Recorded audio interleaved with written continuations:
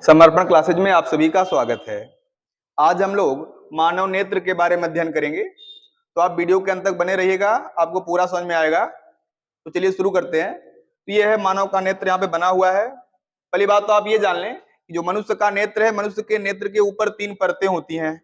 मनुष्य के नेत्र के ऊपर 3 परतें होती हैं। यहाँ पे 3 परतें बनी भी हुई हैं। तो जो सबसे ऊपर वाली परत होती है, सबसे ऊपर वाली परत को हम दृढ़ पटल कहते हैं। दृढ़ पटल कहते हैं। जो मध्य वाली परत होती है उसे रक्तक पटल कहते हैं, रक्तक पटल। और जो सबसे अंदर वाली परत होती है उसे हम दृष्टि पटल के नाम से जानते हैं। अब क्या होता है, हम दृष्टि पटल को ही रेटिना भी कहते हैं। दृष्टि पटल को ही रेटिना भी कहते हैं, इसे रेटिना भी कहते हैं। रेटिना हो गया, थोड़ा कलर चेंज करेंगे। अब ध्यान दें, जो हमारा दृढ़ पटल है इसका काम क्या होता है। दृढ़ पटल जो हमारा होता है, दृढ़ पटल मनुष्य के नेत्र में प्रवेश करने वाले धूल, धुआं आदि के कणों से नेत्र की सुरक्षा करता है। इसी प्रकार जो रक्तक पटल होता है, रक्तक पटल क्या करता है, रक्तक पटल मनुष्य के नेत्र में प्रवेश करने वाली प्रकाश की किरणों को अवशोषित करता है। यदि मान लीजिए कि मनुष्य के नेत्र में अधिक प्रकाश की किरणें प्रवेश कर जाती हैं, तब जो रक्तक पटल है वह उन अतिरिक्त प्रकाश की किरणों को अपने अंदर अवशोषित करके नेत्र की सुरक्षा करता है।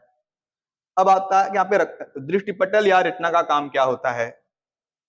तो देखिए, यह नेत्र है और नेत्र के सामने ये मान लो कोई वस्तु है, तो क्या होता है, जब नेत्र के सामने कोई वस्तु होती है तो उस वस्तु से जो प्रकाश की किरणें चलती हैं, वस्तु से चलने वाली प्रकाश की किरणें नेत्र में प्रवेश करती हैं और नेत्र में प्रवेश करके जाके रेटिना पर अर्थात दृष्टि पटल पर ही अपने प्रतिबिंब का निर्माण करती हैं। तो कोई दृष्टि पटल का काम बताओ। अब बना जो दृष्टि पटल है, दृष्टि पटल पर ही किसी वस्तु के प्रतिबिंब का होता है क्या, निर्माण। किसी वस्तु के प्रतिबिंब का निर्माण दृष्टि पटल अर्थात रेटिना पर ही होता है। अब यहाँ पे सामने से देखते हैं क्या होता है। जो मनुष्य के नेत्र का सामने वाला उभरा हुआ भाग होता है, मनुष्य के नेत्र के सामने वाले उभरे हुए भाग को हम बोलते हैं क्या, सामने के उभरे हुए भाग को कार्निया कहते हैं। सामने के उभरे हुए भाग को कार्निया कहते हैं। कार्निया को कार्निया न कह के स्वच्छ पटल भी कहते हैं। तो यह सामने का उभरा हुआ भाग है जिसको कार्निया या स्वच्छ पटल के नाम से जानते हैं। अब क्या होता है, कार्निया के पीछे एक पर्दा होता है। कार्निया के पीछे यहां पर एक पर्दा होता है, उस पर्दे को आइरिस के नाम जानते हैं। कार्निया के पीछे एक पर्दा होता है जिसे आइरिस के नाम जानते हैं, और उस पर्दे में एक छिद्र होता है।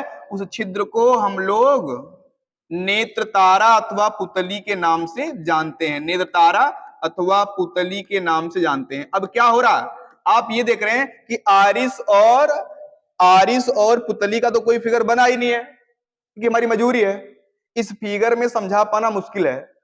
इसलिए आओ आरिस और नेत्र तारा को हम एक अलग फिगर में समझते हैं। देखिए, यह सभी लोग देखे हैं क्या कि मनुष्य के नेत्र के सामने वाले भाग में एक काला रंग का पार्ट होता है। जो काले रंग का पार्ट है वह काले रंग का पार्ट ही है क्या, काले रंग का वही पार्ट जिसको आप देखते हैं वह आइरिस कहलाता है। और अगर आप ध्यान से देखें तो उस काले रंग के पार्ट में बीच में होता है एक छिद्र, जो बीच का छिद्र होता है उसी को बोलते हैं क्या, पुतली। यह नेत्र के सामने के उस काले रंग के भाग को आइरिस कहते हैं, और आइरिस के बीच जो छिद्र होता है उसको हम पुतली के नाम से जानते हैं। वही फिगर हमें यहां बनाना था, क्योंकि अब मजबूरी थी कि यहां पे बनाएंगे समझ में नहीं आएगा, इसलिए यहां पे बाहर से बना दिए। अब क्या होता है, ध्यान दें, मनुष्य के नेत्र के अंदर जो भी प्रकाश की किरणें प्रवेश करती हैं, मनुष्य के नेत्र के अंदर प्रवेश करने वाली प्रकाश की किरण इस प्रकार से पहले जाती है और जाके पड़ती है कहां। कोई भी प्रकाश किरण प्रवेश करेगी तो पहले जाएगी, जाके वह कार्निया पे गिरेगी, और कार्निया पर गिरने के बाद वह ऐसे आगे बढ़ती है। आगे यहाँ पर आइरिस और पुतली मिलेगा। आइरिस के अंदर जो पुतली है, इसी पुतली में से होकर प्रकाश की किरण प्रवेश करती है और नेत्र लेंस में जाती है। ऐसे ही नेत्र लेंस से आगे बढ़कर वह प्रकाश की किरण जाती है और जाकर यहां पर रेटिना पर किसी प्रतिबिंब का निर्माण करती है। तो यह बात याद रखनी है क्या कि मनुष्य के नेत्र के अंदर जो प्रकाश की किरण प्रवेश करती है, पहले वह जाके कार्निया पे गिरती है, कार्निया के बाद जाती है आरिस के अंदर जो पुतली है, इस पुतली में से होती हुई लेंस में प्रवेश करती है और लेंस में से होकर वह जाती है और जाके रेटिना पर प्रतिबिंब का निर्माण करती है। एक खास बात यहाँ पे यह है, एक खास बात क्या है, इसको मिटा दें थोड़ा। क्या होता है, यहां पे जो पुतली है, पुतली का आकार छोटा बड़ा होता रहता है। देखिए अंधेरे में क्या होता है, अंधेरे में चूंकि प्रकाश कम रहता है, जब अंधेरे में प्रकाश कम रहता है तो उस समय जो पुतली है, इस पुतली का आकार बड़ा हो जाता है। लेकिन अगर आप प्रकाश में हैं तो प्रकाश में तो अधिक प्रकाश किरणें होती हैं, इसलिए क्या होता, जब प्रकाश में आप रहते हैं तो आपके नेत्र में जो पुतली है, पुतली का आकार अपने आप क्या होता, छोटा हो जाता है। अब इसका मतलब क्या हुआ कि अंधेरे में आप रहोगे तो पुतली का आकार क्या रहेगा, अंधेरे में भाई पुतली का आकार बड़ा हो जाता है, जिससे कि कोई वस्तु स्पष्ट दिखाई दे। और प्रकाश में क्या होता, प्रकाश में पुतली का आकार छोटा हो जाता है। तो चले ये मिला देना।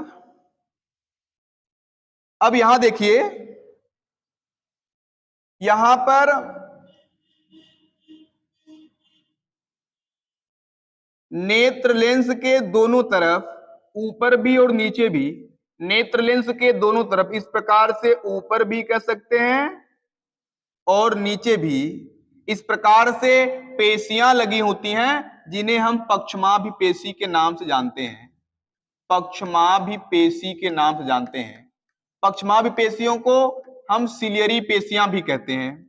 पक्षमाभि पेशियों को सिलियरी पेशियां भी कहते हैं। सिलियरी पेशी देख रहे ना, ऊपर भी दिख रहा, नीचे भी दिख रहा। ऊपर भी यहाँ पे सफेद रंग की सिलियरी पेशियां दिख रही हैं और नीचे भी यहाँ पर सफेद रंग की सिलियरी, ये सब सफेद रंग की सिलियरी पेशियां दिख रही हैं। तो नेत्र लेंस के दोनों तरफ सिलियरी पेशियां होती हैं। सिलियरी पेशियों का काम क्या होता है, जो सिलियरी पेशियां होती हैं, सिलियरी पेशियां नेत्र लेंस के फोकस दूरी को कम और अधिक करने का काम करती हैं। जैसे देखिए यह नेत्र लेंस है ना, जब सिलियरी पेशियां जो हैं, सिलियरी पेशियां नेत्र लेंस को इस प्रकार से प्रेस कर देती हैं, तब उस कंडीशन में जो नेत्र लेंस है उसकी फोकस दूरी घट जाती है।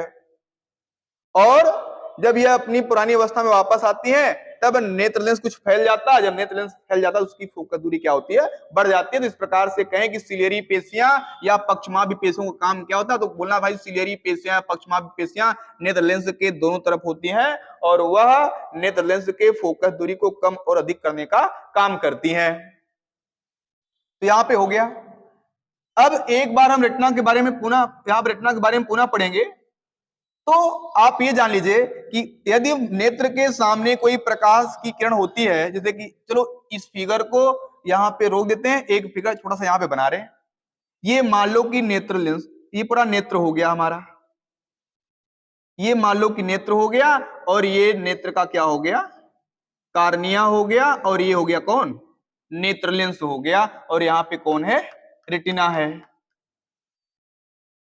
तो यदि मान लो यहां पर कोई वस्तु है, यह कोई वस्तु है, इस वस्तु से जो प्रकाश की किरणें चलती हैं, वस्तु से जो प्रकाश की किरणें चलती हैं, इस प्रकार से प्रकाश की किरणें पहली बात जाके कार्निया पे गिरेंगी और कार्निया पे गिरने के बाद वह कार्निया के अंदर प्रवेश करके कहां जाएंगी, कार्निया के अंदर प्रवेश करके वह नेत्र लेंस में जाती हैं। और नेत्र लेंस क्या करता है, नेत्र लेंस उन प्रकाश की किरणों को इस प्रकार से अपवर्तित करता है, अर्थात मोड़ता है, और मोड़ के ले जाता है रेटिना पर, उस वस्तु के प्रतिबिंब का निर्माण करता है, वस्तु के प्रतिबिंब का निर्माण करता। तो आपको याद रखना है कि जब मान लीजिए कि यहाँ रेटिना, रेटिना पर यहाँ पे प्रतिबिंब का निर्माण हो गया, तो जब रेटिना पर प्रतिबिंब का निर्माण हो जाता है तो ऐसा नहीं होता कि जब रेटिना पर प्रतिबिंब का निर्माण हो जाएगा तो वह प्रतिबिंब या वह वस्तु आपको दिखाई देने लगेगी, नहीं, ऐसा नहीं होता। रेटिना पर प्रतिबिंब का निर्माण होगा तो जो प्रतिबिंब का निर्माण हुआ है, प्रतिबिंब के निर्माण की सूचना पहले मस्तिष्क तक पहुंचानी होती है। जब तक प्रतिबिंब के निर्माण की सूचना मस्तिष्क तक नहीं जाएगी तब तक वह वस्तु आपको दिखाई नहीं देगी। और आप याद रखें, रेटिना पर बनने वाले प्रतिबिंब की जो सूचना है उसको मस्तिष्क तक पहुंचाने का काम कौन करता है? यहाँ पर बना है, इन्हें दृक् तंत्रिकाएं कहते हैं। इन्हीं दृक् तंत्रिकाओं के माध्यम से ही रेटिना पर बने हुए प्रतिबिंब की सूचना मस्तिष्क तक जाती है, तब आपको वस्तु दिखाई देती है। अब दृक् तंत्रिकाओं को आप जान लीजिए कि हम प्रकाश सिराएं भी कहते हैं। तो याद रखें, प्रकाश सिरा या दृक् तंत्रिका का काम बता दो। प्रकाश सिराएं या दृक् तंत्रिकाएं जो होती हैं, रेटिना पर बनने वाले प्रतिबिंब की सूचना को मस्तिष्क तक पहुंचाती हैं, जिससे कि वह वस्तु हमको दिखाई देती है। अब यहाँ पे आप एक बात यह जान लें, यह कार्निया है और यह नेत्र लेंस है। कार्निया और नेत्र लेंस के बीच का जो भाग होता है, कार्निया और नेत्र लेंस के बीच वाले भाग को हम नेत्रोद कहते हैं। तो नेत्रोद क्या है? अब बोलना भाई, कार्निया और नेत्र लेंस के बीच के भाग को हम नेत्रोद कहते हैं। और जो नेत्रोद होता है, नेत्रोद में एक द्रव भरा होता है। नेत्रोद के अंदर जो द्रव भरा होता है, नेत्रोद के अंदर भरे द्रव को हम जलीय द्रव के नाम से जानते हैं। तो कोई पूछ ले कि जलीय द्रव नेत्र में कहाँ रहता है? अब बोला भाई नेत्रोद में रहता है। कोई के नेत्रोद क्या है? बोलना कि कार्निया और नेत्र लेंस के बीच का जो भाग होता है उसको नेत्रोद कहते हैं, और उसके अंदर भरे द्रव को हम जलीय द्रव कहते हैं। अब यहाँ पे देख लें, यह पूरा नेत्र गोलक है। नेत्र गोलक के अंदर भी एक द्रव भरा होता है। नेत्र गोलक के अंदर भी द्रव भरा होता है। और नेत्र गोलक के अंदर जो द्रव भरा होता है, नेत्र गोलक के अंदर भरे हुए द्रव को हम काचाभ द्रव के नाम से जानते हैं। काचाभ द्रव के नाम से जानते हैं। यहाँ पे कुछ खास बात याद रखनी है। पहली बात तो ये कि जो नेत्र लेंस है, नेत्र लेंस का निर्माण किससे होता? तो आप कहना ये नेत्र लेंस है, ये नेत्र लेंस है। और नेत्र लेंस का जो निर्माण होता है वह मांसपेशियों से होता है। नेत्र लेंस का निर्माण मांसपेशियों से होता है। फिर क्या होता है, जो हमारा रेटिना है, रेटिना पर ही एक विशेष बिंदु हम ले रहे हैं। रेटिना पर ही एक विशेष बिंदु होता है जिसे पीत बिंदु के नाम से जानते हैं। पीत बिंदु के नाम से जानते हैं।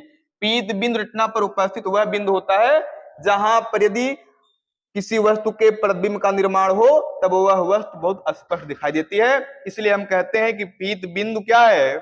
पीत बिंदु पर कोई प्रतिबिंब यदि बन रहा है तो वह प्रतिबिंब बहुत ही स्पष्ट दिखाई देता है। इसलिए हम कहेंगे कि यह सबसे अधिक सुग्राही भाग है नेत्र का।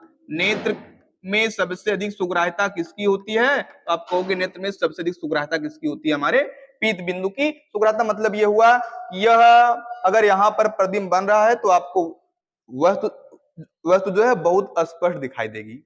चलें, यहीं पर जहां दृक् तंत्रिकाएं हैं, जहां से दृक् तंत्रिकाएं निकल रही हैं, दृक् तंत्रिकाएं जहां से निकलती हैं वहीं पर एक अन्य बिंदु भी होता है जिसे अंध बिंदु कहते हैं।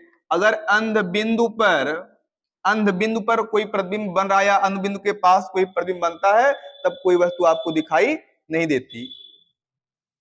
तो ठीक है, उम्मीद करते हैं कि आपको वीडियो पसंद आया होगा। वीडियो पसंद आया तो वीडियो को लाइक करें, चैनल को सब्सक्राइब करें और शेयर करें।